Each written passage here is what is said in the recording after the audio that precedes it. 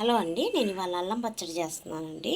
అల్లం పచ్చడికి కావాల్సినవి అండి, ఒక 100 గ్రాముల చింతపండు, 100 గ్రాముల అల్లం, బెల్లం అండి 100 గ్రాములు వేసుకుంటాను. మనం అల్లం ఎంత తీసుకుంటామో అన్నీ అలాగే తీసుకోవాలండి సమానంగా.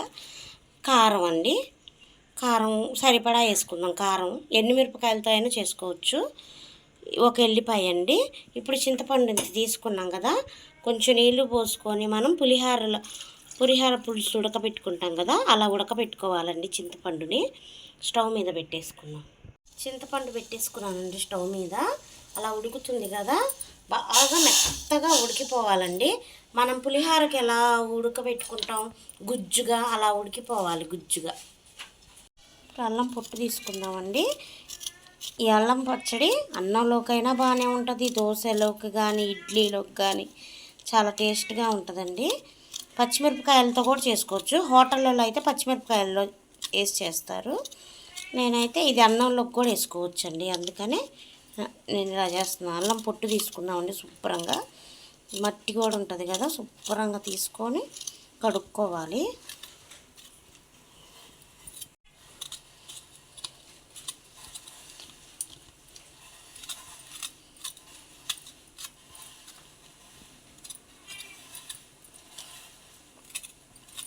నా ఫుల్ వీడియోస్ చూస్తూ ఉండండి, నన్ను కొంచెం సపోర్ట్ చేయండి. నేను అందరికీ చెప్తున్నానండి నన్ను సపోర్ట్ చేయమని. పులుసు ఇలా ఉడుకుతుంది కదండి, మధ్య మధ్యలో మనం గంట పెట్టి కలుపుకున్నాం అనుకోండి, కొంచెం జ్యూసీగా అదే గుజ్జులాగా అయిపోతుందండి. పేస్ట్ అంతా ఒక దగ్గరకు అయ్యి నారలు కానీ దాని పీసులు కానీ ఉంటే ఒకవైపుకి వచ్చేసిద్దండి. ఇలా మధ్య మధ్యలో కలుపుకుంటూ ఉండాలి. అల్లం పొట్టు తీసుకున్నా కదండి, చిన్న ముక్కలుగా కట్ చేసుకున్నాం. అంటే మనకిష్టం ఎలా అయినా కట్ చేసుకోవచ్చు, ఇలాగైనా కట్ చేసుకోవచ్చు, చిన్న చిన్న పీసులాగైనా కట్ చేసుకోవచ్చు. ఇలా అయితే మెదగదు అనుకుంటే మటుకి చిన్న పీసులైనా కట్ చేసుకోవచ్చు అండి. ఇలా గుండ్రంగా చాలా టేస్ట్గా ఉంటుందండి అల్లం పచ్చడి. అన్నంలోకి కూడా వేసుకొని తింటే చాలా బాగుంటుంది. అల్లం పచ్చడి ఇష్టపడి తినేవాళ్ళు ఉంటారు కదండి అన్నంలోకి కూడా. చింతపండు ఇలా ఉడికింది కదండి, ఇప్పుడు దాన్ని దించేసుకుందామండి. ఇంకా చల్లారాలి. ఇంక ఇదే విధంగా మనం కళాయి పెట్టేసుకున్నానండి. కొంచెం నూనె పోసుకుందాం. అల్లం వేయించుకోవాలండి. అల్లం బాగా గోల్డ్ కలర్ వచ్చేదాకా ఫ్రై చేసుకోవాలి, అందుకే నేను నూనె పోసుకున్నాను. చింతపండు పులుసు ఈ విధంగా గట్టిగా ఉడకబెట్టుకోవాలండి. ఇప్పుడు ఇదంతా చల్లారాలి. అల్లం వేసుకుంటున్నానండి. నూనె వేడైంది కదా, అల్లం ముక్కలన్నీ వేసేసుకున్నాం. అల్లం బాగా ఫ్రై అవ్వాలండి. అసలు దీంట్లో వాటర్ అన్నీ ఇంకిపోయేంతసేపు బాగా గోల్డ్ కలర్ సిమ్లో పెట్టుకొని బాగా ఫ్రై చేసుకోవాలండి. మాకు పెళ్ళి కానప్పుడు ఏ వంటలు రావండి, హాయిగా మా అమ్మ వండి పెట్టే హాయిగా తినేదాన్ని. పెళ్ళయ్యాక అన్ని వంటలు నేర్చుకోవాల్సి వచ్చిందండి. ఆడవాళ్ళకి తప్పదు కదా, అందుకని నాకు అన్ని వంటలు నేను నేర్చుకున్నానండి పెళ్ళయ్యాక. మా అత్తగారింటికి వచ్చాకే, మా అమ్మగారింట్లో ఉన్నప్పుడైతే ఏం చేసేదాన్ని కాదు, హాయిగా ఎంజాయ్ చేసేదాన్ని, చిన్నతనం కదా అందుకని. ఇలా ఏగుతూ ఉండాలి. దగ్గర ఒక పావు గంట సేపు అయినా ఫ్రై అయిద్దండి, పావు గంట అయినా పట్టిద్ది. మన అల్లం వేయించుకునే దాంట్లోనే ఉంటుందండి, లేదా పచ్చడి అంతా పాడైపోయిద్ది, బూజు వచ్చేసిద్ది. అల్లం మనం ఎంత బాగా ఫ్రై చేసుకుంటామో అప్పుడే పచ్చడి మనకి నిల్వ ఉంటుంది అన్నమాట. అల్లం పచ్చడి వేసుకొని అన్నం తింటారా అంటుంది మా అమ్మాయి. అల్లం పచ్చడి వేసుకొని కూడా అన్నం తింటారండి. అల్లం పచ్చడి ఇష్టంగా తినేవాళ్ళు కూడా ఉంటారు. మా పెద్ద దీనికైతే అల్లం పచ్చడి వేసుకొని అన్నం తినాలంటే చాలా ఇష్టం. ఇలా ఏగిపోయినాయి కదండి, ఇప్పుడు అల్లం తీసేసుకుందాం. ఈ కలర్లోకి రావాలండి, ఇలా ఏగాలి. ఇలా ఏగితేనే మనకి పచ్చడి అనేది చాలా పర్ఫెక్ట్గా వస్తుందండి. అల్లం ముక్కలు ఇలా వేయించుకున్నాం కదండి, ఇది కూడా చల్లారాలి, మొత్తం చల్లారాలండి. ఈలోపు బెల్లం దంచుకున్నామండి మెత్తగా. ఎందుకంటే మళ్ళీ మిక్సీలో పట్టేసుకుంటే మిక్సీ జార్లు పాడైపోతాయి కదండి, కొంచెం దంచుకుందాం. అంటే నాకు అల్లం పచ్చళ్ళలోకి ఎంత కావాలో నేను అంత దంచుకుంటాను. అంతా దంచేసా. ఈ ఒక్క ముక్క ఉంచేస్తాను, ఇది అల్లం పేస్ట్లో, అది పచ్చళ్ళలోకి వేస్తాను. ఈ చల్లారినాయండి అల్లం ముక్కలు. ఫస్ట్ అల్లం ముక్కలు ఉప్పు వేసి మిక్సీ పట్టేసుకోవాలండి. కొంచెం ఉప్పు వేసుకుందాం, అంటే ఇంత వేసుకుంటున్నానండి. కావాలంటే మళ్ళీ చూసేసుకోవచ్చు. అన్నిటికీ సరిపడా నేను వేసేసాను. తక్కువ అయితే మళ్ళీ వేసుకుందాం. నేను వేసినైతే సరిపోయిద్దని నేను అనుకుంటున్నాను. అల్లం ఇలా మిక్సీ పట్టేసుకున్నానండి. చూసారుగా ఎంత మెత్తగా పట్టేసుకున్నాను. ఉప్పు వేయటం వల్ల అల్లం అనేది మెత్తగా మిక్సీ పడితే బాగా మెత్తగా అయిపోయిద్దండి.